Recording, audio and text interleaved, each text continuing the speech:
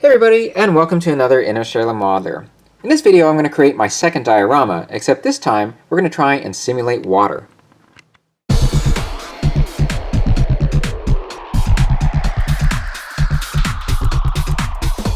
So the kit we're going to use for this project is one you see here. This is the Flying Sub from Voyage to the Bottom of the Sea. And this kit is the same scale as the Polar Lights Seaview model. That's the larger Polar Lights model. And what they did was they produced a separate kit that includes the Flying Sub, as well as this one-man sub and the diving bell. However, for this project, we're not going to be using these at all. We're just going to concentrate on making the Flying Sub. So let me go ahead and show you what comes in the kit. What we have here are the two halves of the Flying Sub, and you can see the other parts for the diving bell and the one-man sub. We've got the tail end here, and we have the upper hatch. And here we have the front windshield, which comes as one clear piece. Now, what's also included is this interior here, which is cardboard cutout. And I actually intended on buying the photo etch kit for this model, but I think I'm going to go ahead and forego that because I do plan on lighting the kit, which I'll give you more details about that later. But really, it's such a small model, I think just the fact that you're going to be able to peer through and see something in the background will be enough. So I think that's what I'm going to do is rely just on this piece here. I am a little disappointed that the model doesn't come with a figure. The one that I built for the Seaview, which actually is this one here, did come with a figure along with the two seats that you see here. What I did was I decided to just cannibalize this one because this actually just is displayed with the Seaview there. It's not a lighted model. I decided to take out the little pilot figure and the two seats, and I'll eventually replace it with these here. The halves just simply come apart there. And that way I can use this one for this project. Since we are going to light the interior, it'd be better to have a pilot in one of the seats. But coming back to this here, you can see it's a fairly accurate representation of the model. I'm going to go ahead and paint it the same color that you see here, which is Tester's Chrome Yellow. And the dark blue accents is the Blue Angels color that Tester's has available as well. Okay, well, I'm not going to get started just yet with the model. We're going to start working on the base since I've never done a water feature before. It's going to take a few trials, I think, to really get it right. So let me first show you what the concept is going to be. So you'll have to excuse my crude drawing here, but I just wanted to show you what I have in mind. And this isn't drawn to scale, but we're going to have a wooden base on which we're going to create a water or simulated water feature. And then this Flying Sub is going to be emerging from the water. There'll be a big splash effect here, and plan to mount the sub onto two styrene posts that will allow us to feed the wiring for the lighting. And the posts will be covered with a cotton to make it look like there's exhaust coming out of the rear of the Flying Sub. We're going to have lights here and in the interior as well. And I have a few ideas on how to do that, which I will show you shortly. Now for the water effect, I'm going to be using this ultra clear silicone material I got from Ace Hardware. You can see I've already been messing around with it. And the plan is basically to paint a wooden base and then apply the silicone on there and create a water-like appearance. And hopefully we'll get that splash effect done as well. This is going to take a few times, so I'm going to go ahead and give this a trial run here to start with. And I will proceed with that right now. Okay, I wanted just to show you how things are progressing with the base here. So what I've done was I'd colored the base with this blue color here with this craft paint. And then I used the Tester's light blue color. It's called Hellblau. And I spray painted, or I should say I airbrushed that in the center. And what we're going to do is do this by layers. So I'm now spreading the silicone with a spoon here, creating these wave-like areas, and then we're going to go from there and going to kind of build it up in the center to where the Flying Sub will be emerging from. So I'll keep moving along here. Okay, so I have to say for my first attempt, this isn't looking too bad. A couple things to tell you about here is, one thing is that the stuff does dry nice and shiny, so I think it does give a good simulation of water. However, it's very sticky. It does start to set quickly, so as you're applying it, just make sure you start to shape the waves quickly, because otherwise, as it sets, the stuff starts to bunch up and doesn't quite give you the look that you're after. The other thing that it is unable to do is give us the height of the splash, at least with the stuff on its own. Whenever I would try to increase the height of the splash there. I'd come back to see how it looks after it was dried, and it just kind of fell back down again. So I was trying to think of what else I could do to attain some height here, and so what came to mind was trying to use hot glue. So I thought of hot glue because it does dry clear, and you can actually shape hot glue by using the mist that comes out of a compressed air can. If you turn it upside down and spray it, this very cold mist comes out. So my idea was to be able to stretch the hot glue into the position I want, spray the mist, and it would freeze that way. Couple of things with that is that the hot glue, first of all, dries kind of yellow. And secondly, hot glue is very hot, so it's kind of hard to grab it and shape it without really feeling that heat there. You can't seem to do it fast enough there to apply that compressed air. So I don't think this is the way we're going to go. It was just an experiment, and that's what this is all about, right? So again, not too bad for my first attempt, but we're going to move on now to attempt number 2. Alright guys, here we now have attempt number 2. This is just a cheap piece of balsa wood I got at Michael's. Coated it with that dark blue paint and painted it with the lighter color in the center. And coated it with the ultra clear silicone that I was using. It's a bit rougher than I want it to be, but again, this is just a test. But what we're going to do this time that's different is we're going to use this clear plastic here. And I'm going to attempt to take some small pieces and curl it, attach it to the base here, and then apply the silicone on top of that, and hopefully that will help us attain a bit more height in our splash. So I saw this technique on YouTube, and we're going to give it a try here.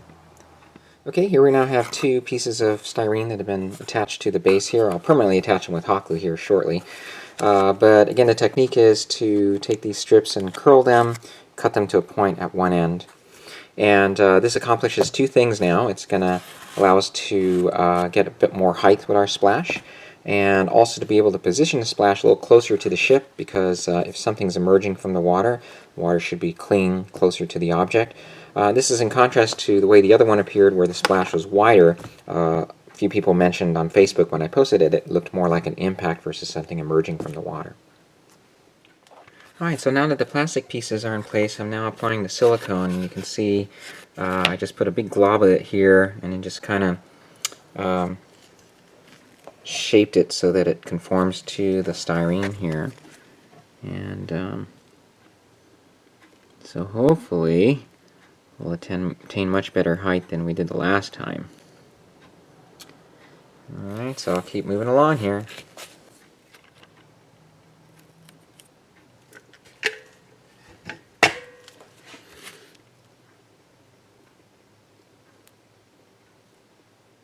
Okay, I hope you can see how this is turning out here. So I think this technique's really going to work, because again, the problem we had before was that the silicone would just settle. You really couldn't shape it and it wouldn't hold that form. But with having these pieces of styrene there, the silicone is just clinging to it, and looks like it's achieving the effect we are looking for. So it's looking promising. Okay, and you can see that the effect is actually looking pretty nice here. Now the mistake I made with this one is we used hot glue, because hot glue tends to dry a little yellowish. So you can actually see there's a yellowish cast here. I tried to cover it up with some silicone, but it's just not coming out too good there. So once this is dry, one thing you might want to try is just dry brushing some white on there, and see if that helps to tone that down. But I'm very happy with the way this is looking so far, and so I'm not going to show you with the model just yet because it's too sticky. I don't want that to stick to the model, but it should work out pretty well here. So as I said, this is attempt number 2. I'm learning a few things as I go along here. The splash looks a bit squarish, so obviously we don't want it to look that way. So I'm going to position the plastic a little differently here, try to get a more circular form the next time we do this. But again, this is looking pretty good. I'm very happy with the way this is so far turning out. So I'll show you when it's dry here shortly. Well, with the flying sub sitting here, I can tell you I'm pretty happy with what I see. The styrene pieces of plastic have done a great job giving us the height that we're looking for. And the other thing you can see that I've tried to do is experiment a little bit with some white here. And after all, this is what it's all about, is experimentation at this stage. And I can tell you I'm not very happy with the way that looks. So I think I'm going to forego doing that. It actually looks a little overkill to me as well. Now the other thing I'm debating about is how to mount the model, because as I'm seeing it sitting here, if I shape this splash just right, I think it's going to look really good this way. If you recall, my original idea was to mount it on two rods and covering that with cotton, kind of simulate the look of exhaust, but I don't know, I'm going to have to think about that. So we've learned a lot with our first two attempts. One is to learn how to make the splash higher. The other is not to apply the white paint. And then the other thing was not to use hot glue with those styrene pieces of plastic, because it does look a little yellowish here. Alright, so we're going to go ahead and move on to try number 3. And with this experience behind us now, hopefully we'll attain the look that we're after. So let's give it a shot and move on to attempt number 3. Okay, as I say, third time is a charm, so we'll see how that works out here. I've got two ready to go. They're painted a little differently, with the light blue concentrated more in the center here, a little more spread out here. Also varied the blue this time. I not only included this one, but I also brushed in some navy blue as well. So it was a coat of navy blue, that blue, and just kind of brushed it on and added a little variety here to the blue that we're using. The other thing I'm going to do now is I'm going to try this Liquitex here for one of them, because this comes highly recommended from someone on YouTube that does a lot of these sorts of things. And then the other one, we'll continue to use our Ultra Clear there. Now, that has worked out really well, so that might be the one that we'll go with, but this was on sale at Michael's, so I thought I would just give it a shot and see how it works out here. Alright, so let's go ahead and proceed with putting our top coat first, and I'm going to go ahead and do the Liquitex one first, and we'll let that dry and proceed on from there.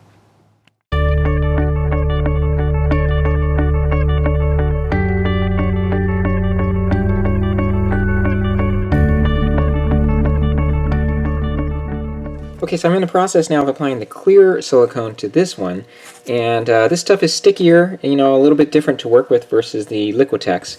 But basically, once you apply some of the silicone here to the surface, and you just do it little by little. You don't need a ton. That was the mistake I made to begin with. You just take your spoon and you just kind of go back and forth in this way so you can create what appear to be little waves. And when it dries, it settles down, so it's not going to be quite as turbulent looking. But this nice thing about this stuff is that it's clear from the very beginning. Okay guys, I thought I would just show you the two products here as they're beginning to dry. On the left we have the Liquitex material, which by the way is the second coating now that I've put on here. And then to the right is the Ace Hardware Ultra Clear silicone product, which we've used a couple different times now. And you can see that as you compare the two, this appears more turbulent on the surface because it's a stickier product, so you're going to get a lot more ripples, versus this one not quite as much. So it'll be interesting how this looks when they're completely dry. So I'm going to have to wait overnight here, but for you, it's going to be a quick second. Okay, so here we are 8 hours later, and you can see that the Liquitex has not dried completely clear as of yet. I'm sure if we give it more time, it will be clear. And you're already aware of what the Ultra Clear looks like dried.